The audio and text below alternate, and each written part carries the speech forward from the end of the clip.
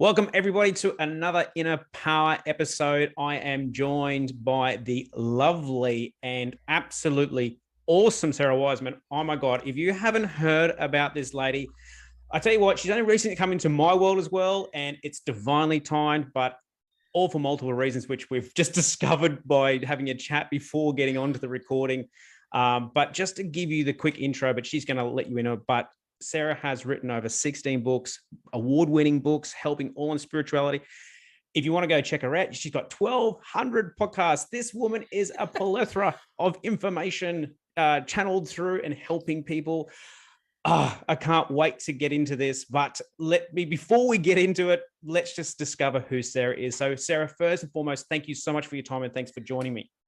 Oh, I'm so happy to be here, Peter, with you. Thank you. I'm glad we connected. Look, I love it. Divinely guided, timed, everything, the way it kind of comes through. And I just love the fact that I'm like, yay, I can pick someone else's brain and knowledge. And it's always about expanding it as well. So I know like your website is like a great library of information.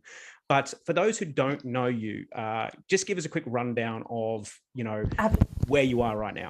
Yes. Okay. So right now I am a psychic, I am a channel, and I teach. My main thing, I can do all that stuff, but my mission here on this planet is to teach people how to connect to the universe and how to just connect to all of this guidance that's the universe is throwing at us every single moment. Like that's what I teach. So I think I'm a teacher of intuition. I like the way you kind of right in there. I do it, but I teach it. Like, because when it all started happening for me, for some reason, I couldn't, I'm sure there was a bazillion books, but I couldn't find them for some reason. And so I just started experimenting, like, how does this work? How does this work? How does this work? And that became, unbeknownst to me, that was going to become this way of teaching that's kind of like a little more modern and like kind of let go of a lot of the superstitions of the past. And now I have a whole way of teaching, and it's been really cool to take people through that and have them have those experiences too. It's that awesome. really leads into, because really you call yourself the visionary teacher. Can you explain that more for the people who are tuning in? Yeah, well, there's two parts. One, sometimes ancient wording is like you talk about third eye visioning, you see in your mind's eye psychically. So there's the visionary part, but then there's also the visionary part of so I'm Aquarius, so I'm kind of a rebel. I like don't follow any rules. And so there's this visionary part of like, yeah, that's how we did it in the past. Like, how do we do it now? Like, what is the future way of doing this kind of work of connecting to guidance? So how else can we do it? What's a new way to do it? How can we go faster and dump sort of some of the older methods away? So really discovering and bringing it into the modern. And I think that's where you and I really do connect, because it's the same thing of, it's kind of stepping in. Like, even for me, it was about like, the psychic, the medium, the intuitive, like the healing if I really wanted to do it. But then it was like, I think the same thing of there's more. Yeah. And there's more. And I think the same thing, your mission, your purpose, that's where we really align. Same thing. I'm like, I've got to teach people to tap into this more. That's where it kind of comes from. And so, but it's interesting having a look at your journey, going from being that and working your way through to becoming the visionary teacher and getting yourself out there and teaching all of this. But it hasn't all been smooth sailing, has it? No, the boat capsized many times. I love that. That is the easiest way to explain it. The boat capsized. It's sink or swim. Yeah. It was sink or swim. Yeah. No, it was awful, actually. My whole journey. So I was psychic as a kid. I was a medium as a kid. That was all there. But where I grew up, I'm on the west coast of the US. Where I grew up and when I grew up, there was no language for that. We didn't have, I'd never even heard the word psychic until I was, much adult. So I had all these experiences, and what was given to me was you're a very imaginative child. The old, You your you have a good imagination is too yes, you much, have a or good you're very imagination. vivid. Yes. Yeah. Yeah. And so so life went along, and then I was living a very, very mainstream conservative life. I Ooh, worked nice a choice very of words there. mainstream conservative. Some of the this idea of like being the good girl, and I was married, I had kids, I was working, and it was just, just don't look at any of that stuff that had happened as a kid. Just that's not allowed. And then I was on a plane, and I had the oxygen mask came down, and all the oxygen in the plane went away. We had to make an emergency landing, and so it wasn't the near-death experience. People always talk about they're on the operating room and they see the white light in the tunnel. It wasn't that, but the plane just filled with source, I guess. I don't even know how to explain it, but I walked off the plane when we did land. We were all okay, and I was completely different. And it just like clicked back into, remember when you were a kid and you were psychic, and there it was again. And all of these, everything just opened up. And I kind of think that's what it took for me, because I was so stubbornly, with the blinders on. But I really don't think, not everyone's as stubborn as me. Like you don't have to have that experience to wake up. I think that's a good reminder. Remember, everyone, you do like, not need to be on a plane with an emergency landing in order to switch into the spiritual side. Yeah, don't try this at home, that whole idea. But I love that. It's like it's the warning on the label. Do not try this at home, or No, it was just what I needed, because I think I was so locked into, trying to live this one way, and the universe was like, no, that's not even your path. You're totally living on the false path, and you think it's the right thing, and it wasn't. And then it was pretty scary to, come into this other world that I really didn't have any background in. And so when you talked about were there problems on the way, yes, like that opening, I got divorced, I lost my job, my father died at that same time. Like, so all these pretty rough things happened, and it was several years of just kind of grappling with, I don't really want this path. I kind of liked the blinders, or I don't really know how to do this, or I don't even know what this is. So there's this multiple years of just kind of wandering around going like, well, what do I do now? So it's interesting. I just wanted to, because I really find that point so like it's interesting, and I think it's a really great point to stress for our listeners. You had multiple years where you're kind of just floating around, and would you say you were resisting it in some shape or form, or you were just kind of, because you're saying there you wanted to go back to that other path with the blinkers on? I was highly resisting it. In fact, my dream at that point was, I'll just say it anyway. I have said this before. It's so embarrassing still, but I wanted to be, I don't know if you have this term there, but I wanted to be a chick lit author, which is like women's romance. I have some clients who are exactly that. No, so it's great. No, it's good. It's just, it's totally fine. It's just, that was so not like where I was going to go, but that's what I thought I was going to do. And I would just go and pretty much be arguing with the universe saying, I just want to be this novelist. Can't I just do this? Can't this be what I open up into? And nothing was working. And then finally there was one time I was on the beach and I was just crying. I was so angry because I wanted to be this novelist and nothing was happening. I just got rejection after rejection after rejection. And I finally said to the universe, okay, whatever you want me to do, I'll do it.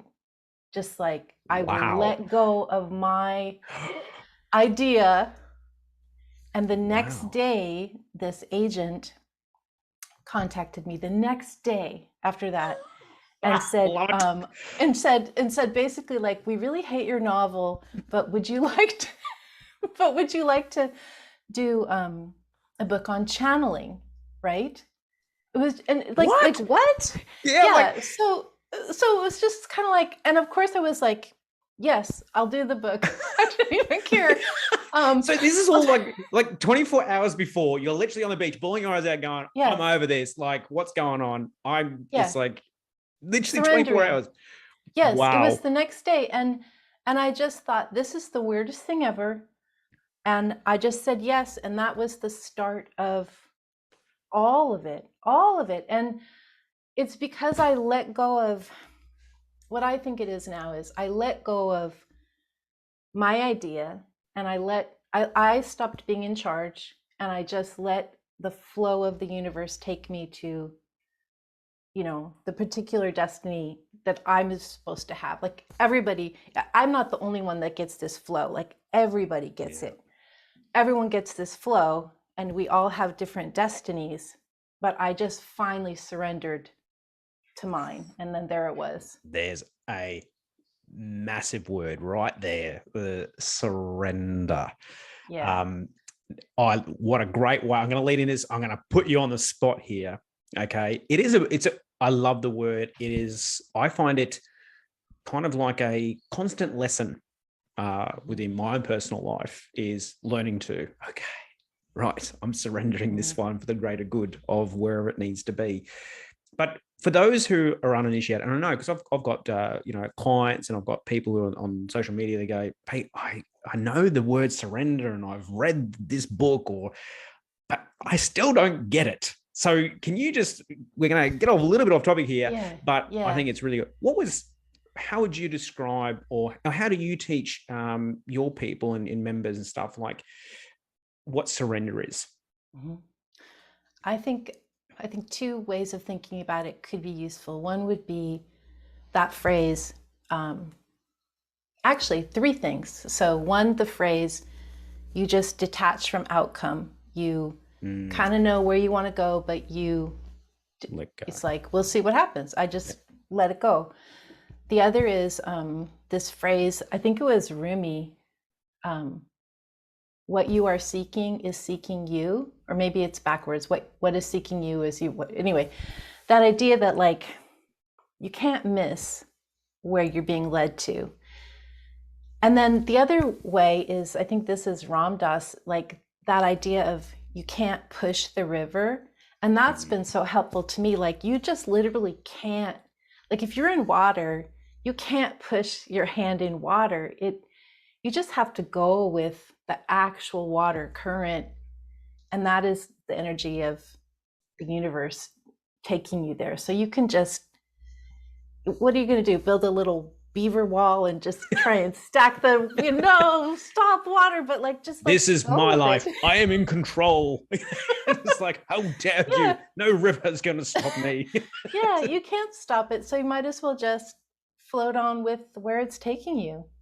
Yeah, it's a real kind of beautiful, because I almost use the same one when I'm working through people and understanding that the more you tap into yourself to create that flow, I call it like that beaver wall with all the junk. Mm-hmm. I call it junk in the trunk up in the head. Mm-hmm. Mm-hmm. And it's like, but when you get in the flow, like that junk will come to the fore, like it flows Mm-hmm. down the river. So Yes. you have to acknowledge it, you have to see it, and then you have to let go of it in some shape or Right. form, and that frees up the space for more flow in your life. But I really appreciate the fact of you just walking through that for people, because I know it's a common question I get asked, and like I always say, it's always great to get a different perspective and understanding of where it kind of comes from.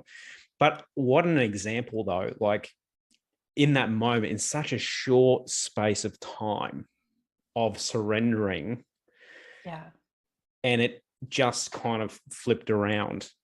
So how Yeah. I'm going, like I'm really trying, because being like that psychic control, I'm trying to put myself in your shoes, but I'm like, wow, this is like an overwhelming sense of emotions all here in one. And it's like, but just quickly, how did you feel like when you were kind of got into that flow?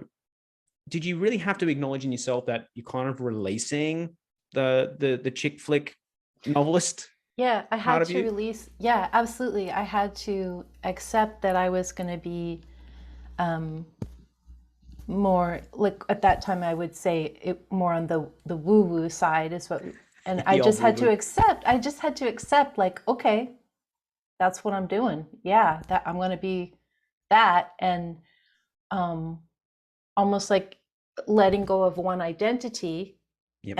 and and going to the truer, more authentic identity that I was supposed to do at that time. And I suppose you kind of almost like it's in a way you kind of let it come out. You must got to Yeah, discover it. yeah. And I find that something like where like that, and it's like there's nothing wrong with that dream of being the chick flick novelist. It's a yeah. It's perfect. It's It's like, just it's and just it's if it's yeah, not yours, if it's not like the road you're supposed to be on, then you're on the wrong road. If it's your road, it's perfect. and Yeah. look, I'm a teacher by trade, and Mhm. it's like it was not that traditional teaching path was not the road.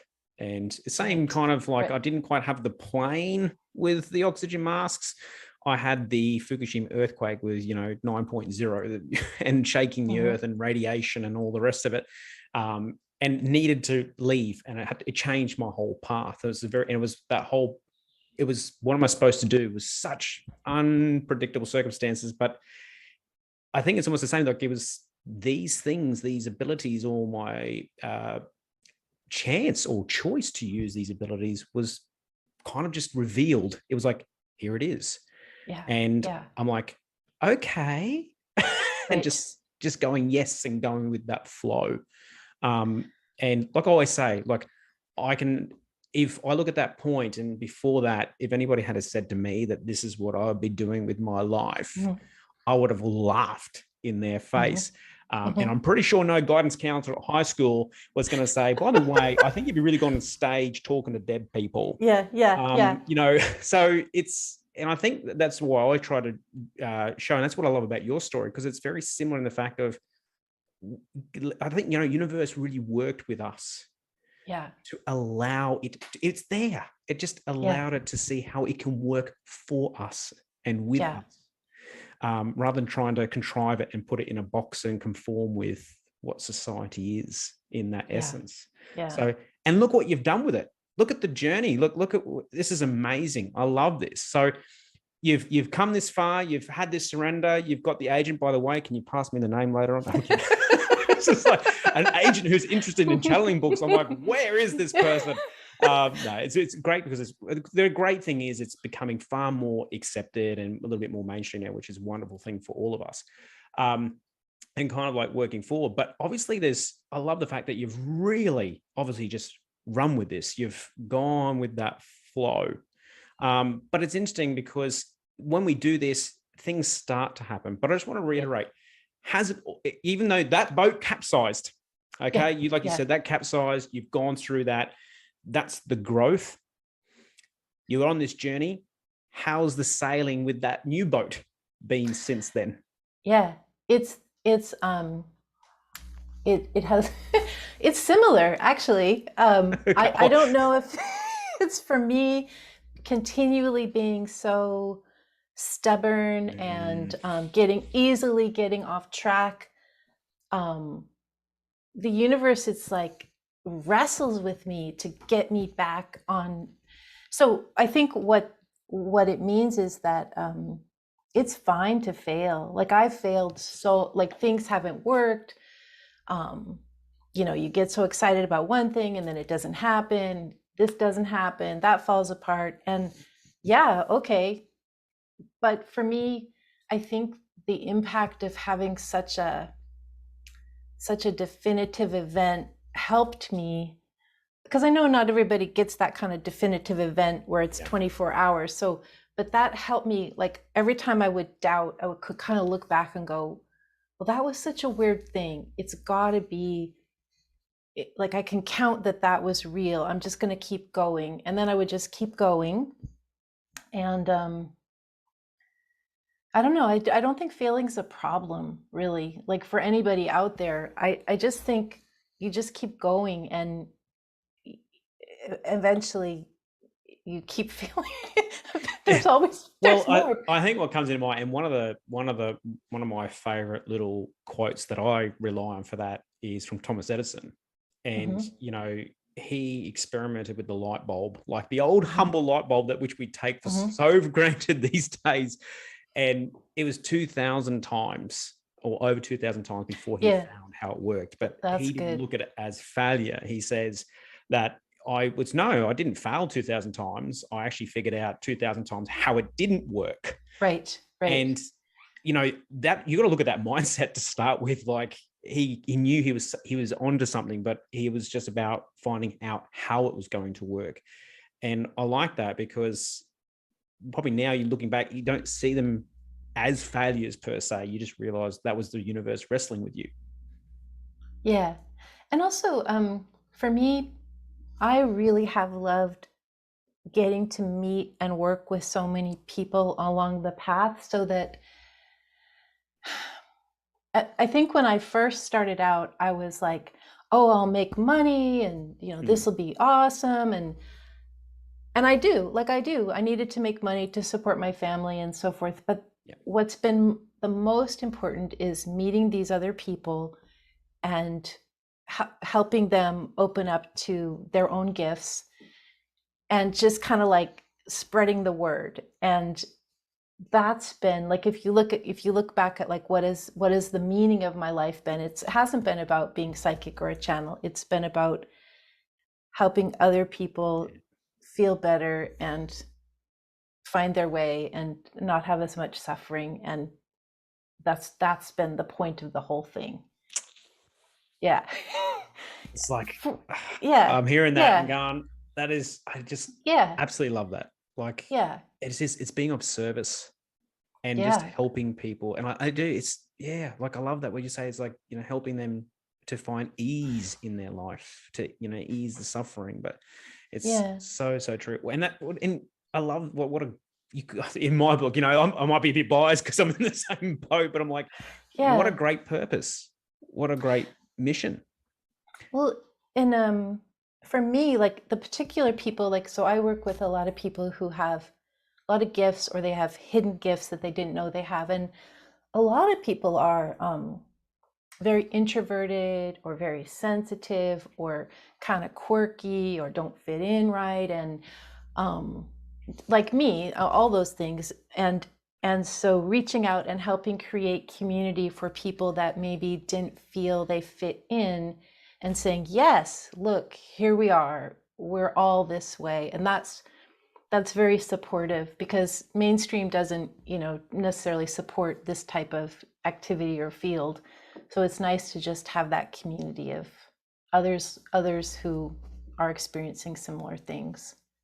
And your community is a big aspect, and like you form that, and you've really helped cultivate a lot of that in your field, and that's evident by everything. Like, that's me. Honestly, people, go and check out her website. It is like, you can see Sarah's been at this for a while. She's been cultivating, and there's no weeds in that garden. I'm telling you, that garden is pristine. It's like the old Roman day gardens from back of the Roman Empire. It's just beautiful and cultured, and there's so much there.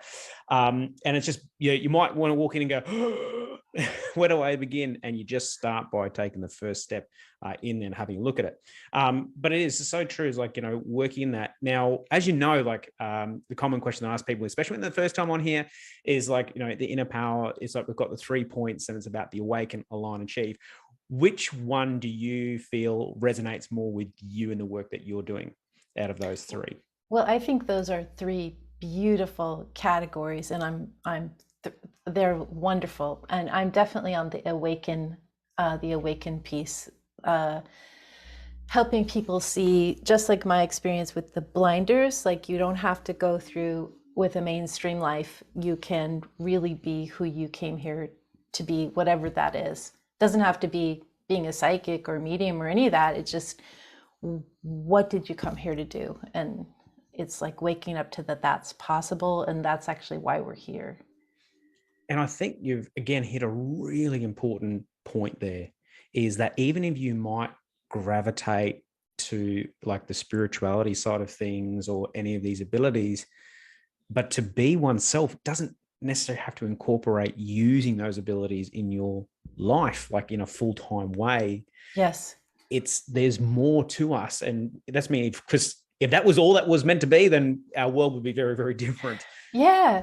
I was thinking about this earlier today, actually. Like, um, I'm a I'm a terrible, awful cook. Really bad. I burn everything. I mix it wrong. I don't time it right. I get into panic mode when I go into the kitchen. And so, like, I can't do that. I can do clairvoyance, so simple, but like we need all kinds of people to do what they came here to do and to do what we came here to do, so we all are doing our piece of the puzzle. It's nothing is better or worse than the other. It's all needed, all of our gifts that we came in with. So it's like, what did we each come in for? Finding that. And then again, it's like, and like sometimes we have to lean into this side of our life. And that's what I say to people. Like, I don't see it as just gifts. Like the spirituality or that faith aspect is an important part of most people's life. And, but sometimes by leaning into that, you can discover those pieces of the puzzle. Now, I'm going to throw you another curveball here. And I can see how it's like, she's like, oh my God, here we go. It's like, no, there's no preparation. Okay. So Sarah's the Aquarian. She's the rebel, gets the stuff. And I'm the Gemini. I'm all about impromptu, aspects. Yeah. Let's keep it fun and, whatever else.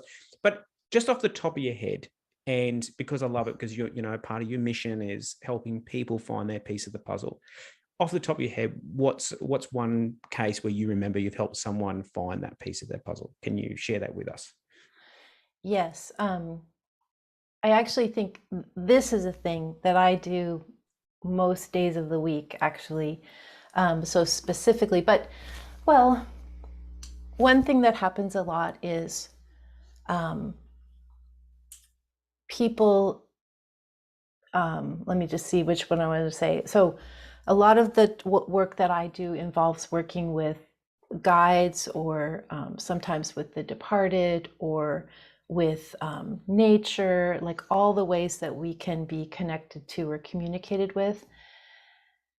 And having someone have an experience where they go in and meet a spirit guide, for example, in my work, or maybe we'll take them through some mediumship and they'll meet an ancestor that they've never known before, and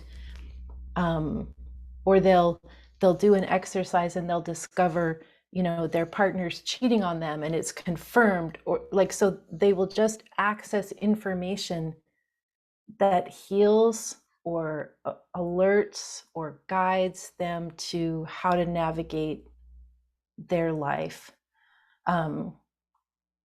It's like doing the tools of the teaching and then them having the aha for their own life. Yeah. Like, I wish I could be more specific. I know there's just like so many things happen for people, like especially like the ancestry work lately. People have been going in and just correcting karma in the ancestral lineage, and they go in and they're just crying and like, that was amazing. Or we've been, as a group, doing some healing work. One person in the group went into a coma, and we were able to have an emergency session of some of the people in the group, and we did like a healing, and she came out of it. And so like, it's just kind of every day is filled with like these remarkable instances, and that's just kind of how it is. And I suppose I knew I was going to be putting you on the spot with that one, because it was like, there's so much involved with the work. I wish I had a great story, but it's like, there's just so many stories. So many, it's hard to know. Yeah. Oh, look, just going to see this guy. I was like, I thought, I'm being prompted. I'll listen to the prompt. We'll see where we need to go. But it is amazing how it can work. And the one thing that I really value there is giving people, we can teach, and people, like, honestly, anybody who's listening or watching, you can learn.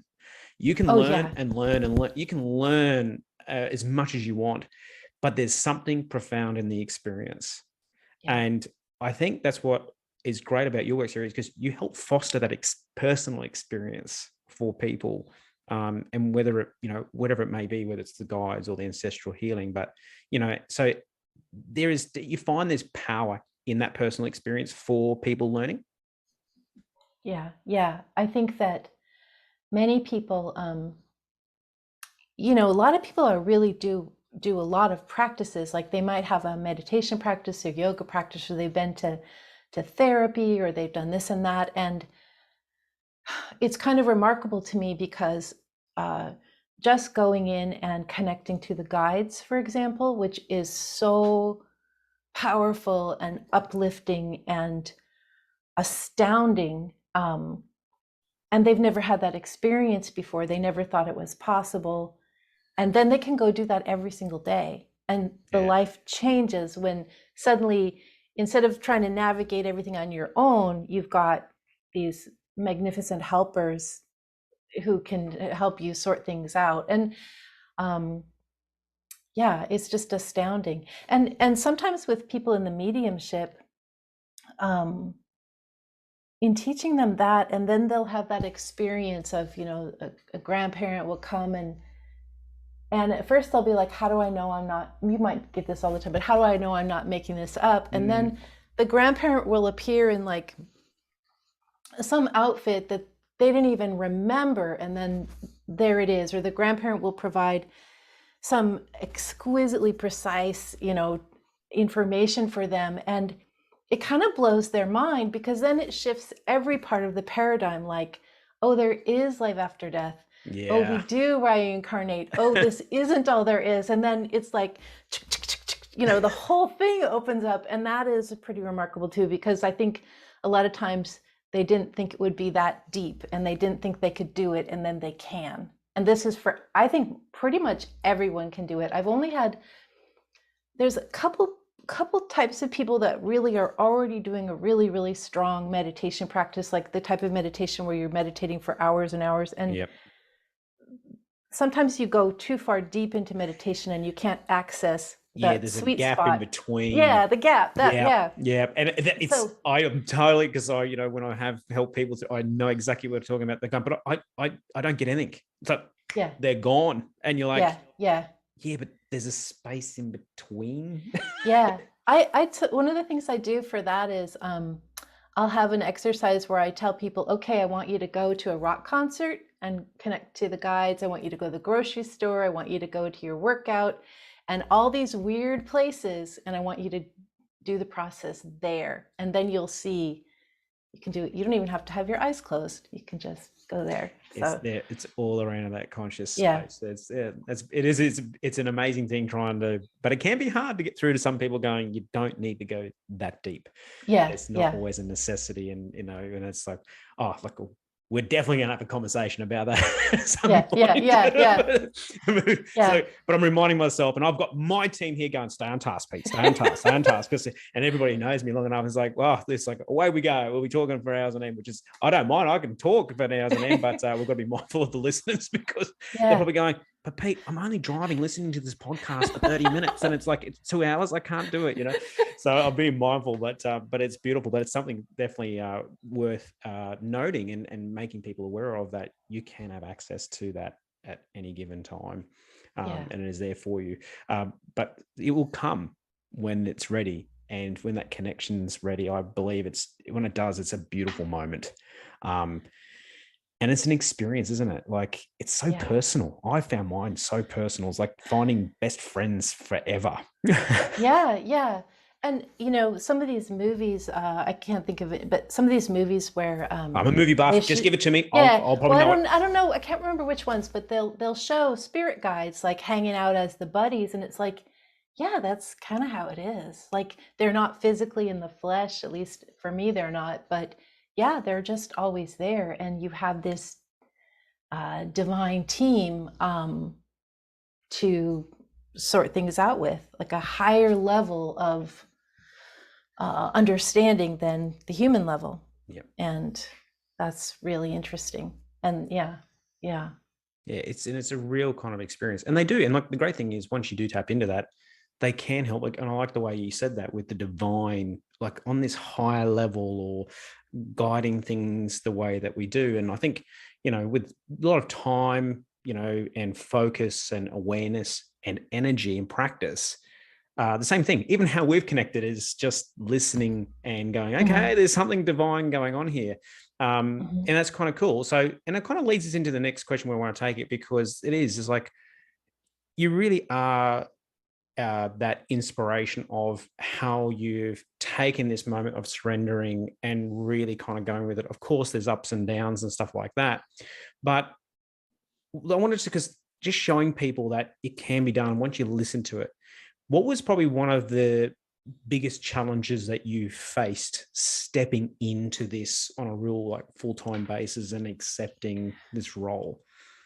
Well, the first thing was my mom, because I was okay, raised... it's like you can tell by that lead in, everybody. You didn't think that was going to happen, but yeah. So the first book, my first book was called Writing the Divine. I was all about channeling, and it included channeling. And my mom was so excited that I was having this book, right?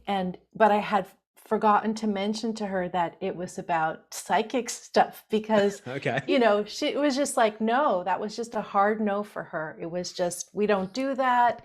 Okay. And so I just kept telling her my book was about writing, right? Because it's called Writing the Divine. So I kept saying, yeah, Mom, my book's about writing. And she actually marched down to the Barnes and Noble, that's the big bookstore down here, the day the book came out, to get her daughter's book. And then, what is that? The goose was cooked.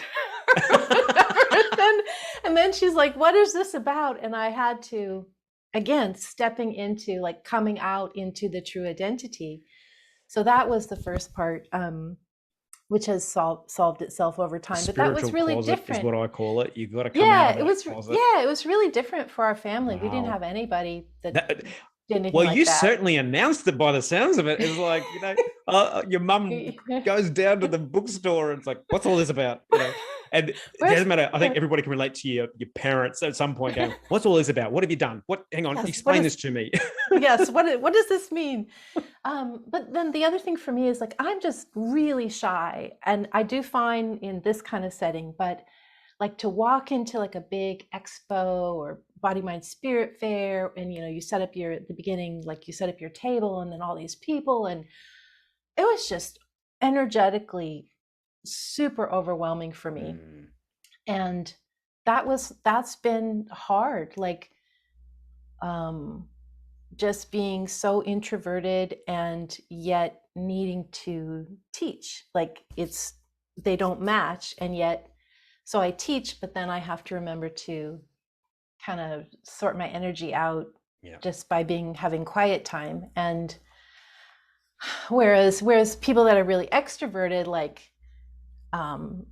they just thrive on all the, getting on stage and the attention and so forth, and they don't need that recharge. But for me, it's like, we do. Okay. We do. Yeah. Because as soon as you mention quiet time, I'm like, you're speaking my language. It's the hardest thing to explain to people. And it'd be interesting to see if you can actually relate to this, because I totally can understand like needing that balance to recharge the energy. And I say to people, I honestly thought it was a Gemini thing. So it's like, because Geminis thrive on social aspect. It is a big thing. It's a big thing for me. But what I've found when I've stepped into this work is very similar. Even though I can get up on stage and I can be, in an audience of, hundreds of people, but as soon as like, if I've done a lot of work with a lot of people, I immediately need to shut myself away from the world, and I need to recalibrate and recenter my energy. But it's really, and my wife hates this about me. She's like, oh, you're either on or you're off. You're on or you're off. And I'm like, well, that's just the way that I work, So, and so if I'm working throughout the week and I might come home on the weekend and I've done a couple of shows or whatever, I feel so bad and guilty sometimes, because my kids and my wife are like, okay, let's go out. We're going to go here. We'll go to this festival. I'm like, I don't want to see people. I don't want to be around people. I'm overwhelmed. I'm drained. I need this like insulation period.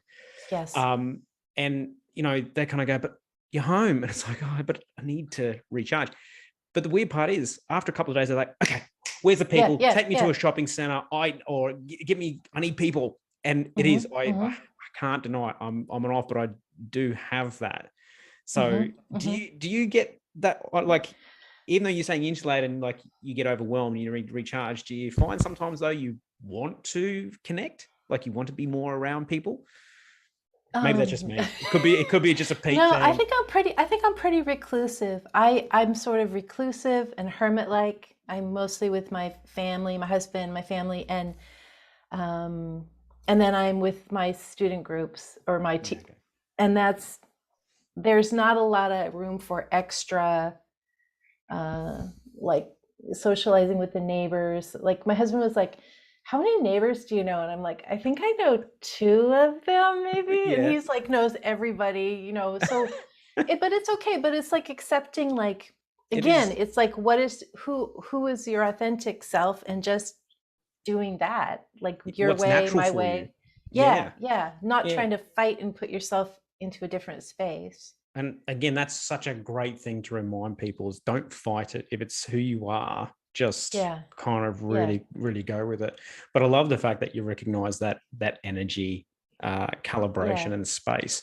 And so it's like, and this kind of is a great lead in, because, I love it. Like I'm thinking, wow, like I'm in the middle of, at the time of this recording, going through my second book, totally different from my first one. It's also a channeled reference book. Totally, like I can speak. I'm good at speaking. Writing, time, sit down, focus. It's like, oh my God, too much routine, not good for Gemini, right?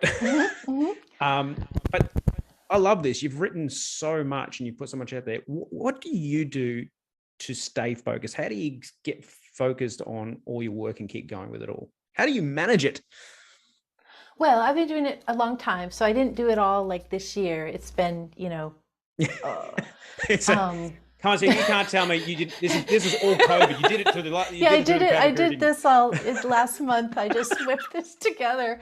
No, well, I think that's part of it is some people are just really highly specifically focused on one thing, and that is kind of, I have already raised my family, and so there's a lot of space now. I don't know. And writing was always just like, that was the easiest thing for me. And writing is very simple. That's just always been almost like a very easy skill for me. But a lot of it is, so it's the universe. It's like a lot of things happen because at the beginning, like I was broke. I just needed to like create another course so that we could have groceries that week. It was literally that much. And then things would come and people would say, would you like to do this? And I just pretty much always said yes. Like, yeah, I'll do that one. And then, I'll do that. It looks like there was a plan, but I don't really think there was a plan, really. Good. It just was that makes me feel so much better about myself. Yeah, I don't think so. I don't think there was a plan. It was like maybe I'd start to have a lot of mediumship experiences, like when my father passed, and then I would be like, well, I'm going to make a course about this so people can learn how. Or I'd start to have nature experiences, and then I'd be like, okay, I'm going to translate that into a book or something. Ooh, and beautiful word. I love the way it was. It was just like, it was just like what was happening to me, I put into a form, and wow, it was That's the epitome of going with the flow, isn't it? Yeah. And and I've had pretty much extreme tragedy and trauma the last couple of years, and other people in these, it's not like our lives are perfect at all. We don't necessarily present, here is my life tragedy and trauma. Would you like to read a book on it? No, thank you. So I kind of stick to like the teaching. I don't try and share all my personal stuff, but it's there, just like everyone has everyone is dealing with so much stuff all the time. I'm really aware of that. No, well, but that's I just want to say thank you for sharing that, because it's something that I think, especially with the lovely social media world, it's something that can be kind of either be misinterpreted or sometimes misconstrued with people's point of view. You know, we do have those things, but I think, would you say it's kind of helps you because that teacher mode, you kind of compartmentalize it. Well, I'm here, I want to help you. So you just kind of put that hat on and you stay focused on that and go about it that way. Yeah, I think that's a really good way of you just take on, or even sometimes it's actually the technology is a entrainment to, like, the minute I go on Zoom or the minute I get my headphones in, boom, or a microphone, boom, it taps in, and then I take it off, and it's all, like, where's the snacks? Back to reality. My next question. The next question. Yeah. And look, I've just got this image. I was like, you're taking your headphones off and go, and your husband walks in. So I spoke to the neighbor. Do you know them? And you'd be like, what? Yeah. But I get that too. Like, because it is, you get so in the zone sometimes, and then all of a sudden your partner comes and asks you, what? Just can we backtrack 5 steps? I just need to catch up. I've been in a different world. So one thing I think is happening with all this Zoom and podcast and phones, and like, we're learning telepathy now, like, in who knows how long, but at some point we're going to be able to just do this kind of communication without the devices. We can't do it yet, but in future human. And so this is what we're learning now. Like, we couldn't have done this 20 years ago, probably. I don't think so. I don't even know if we had phones 20 years ago. So things are moving very quickly in terms of our ability to communicate. And pretty soon, like, I think my little laptop is so fancy, but it's just going to be like laughable, like those giant cell phones, that they show in the movies. Like, it looks like a brick. Yeah, this is all going to be. And different people ways. thought they were cool walking around with the phone hanging off there this big. Yeah, it's just like, exactly. there were bricks, and the old car phones. It was a big thing, and it was a cool thing to have a car phone. Like, there's a phone in the car, and it's amazing to think we've all got a phone in the car these days, and it walks around with, and we're so attached to them now, which is another whole. There's an episode right there waiting to be spoken about, but we'll save that for another one. But honestly, I love the lead in and like where you're kind of heading with it, and now you really feel like you're culminating a lot of your work in your next phase. Is that correct? Yeah, I think now's the time to take, like, the body of work of all, because I have 33 courses and the books and all, and like, how do I make this more condensed, or just make it more usable and make it more easy for people to use? So that's what I'm starting. I don't really know how to do that, but I'm just going to feel like, what doesn't work anymore, and just trust the process. I've literally just gone through that at the time of this recording. I did the same thing. I took multiple courses, and I'm like, no, how can I blend this, make it more condensed in one thing to help people in a more succinct and compact and impactful way. And that's why, totally appreciate that. But you know what, in the meantime, while you're getting all that together, where can people come and check you out? Where can people come and reach out to you and go, this woman is knowledge plus, she's got the experience. I bet you there's someone listening going, oh, this sounds like me. Oh my God. So where can they find you? Well, they can't come to my house because that would be very awkward, but they can become a neighbor. But then I wouldn't know them because I'm always just at home. So they can go to it's sarahwiseman.com, and I know where you are, there's an actress, but I'm not the same person. There's an actress, Sarah Wiseman, but it's just sarahwiseman.com, and pretty much everything's there. I am on social media, but not very active. I mean, it's out. I don't really respond that way. Just email me if you want to be in touch. At least you're honest, going, I've got the social media profiles. I'm doing the right thing by business standards, but it's yeah, not but I don't really yucking. look at that. Yeah, No, that's cool. just I love email it. It's me. honest. Yeah, It's okay. See, it's all yeah, about being the natural, authentic. You're going, no, yeah. it is what it is. So, but you can check her out there, and it's obviously Sarah Wiseman. I'll put that up in the show notes for everybody who want to check it out. But honestly, what a pleasure it has been to connect with you, talk to you, get to know more about you. It has been absolutely a pleasure. I just want to say once again, thank you. And that's Sarah Wiseman, everyone. Thank you. I just had a wonderful time. Thank you, Peter. And no doubt, look, I'm going to get you back. You're going to be back. So, and I've got a challenge here. So just before we sign off, like, she's like, oh, I'm not used to, like, oh, she clearly, once we get in the same room, physical room together, Sarah, it's going to be a game changer, right? We're going to make things happen. That's what I do. So it's going to be, but I'm looking forward to it, and I look forward to connecting with you again soon. But thank you again so much for your time. Thank you.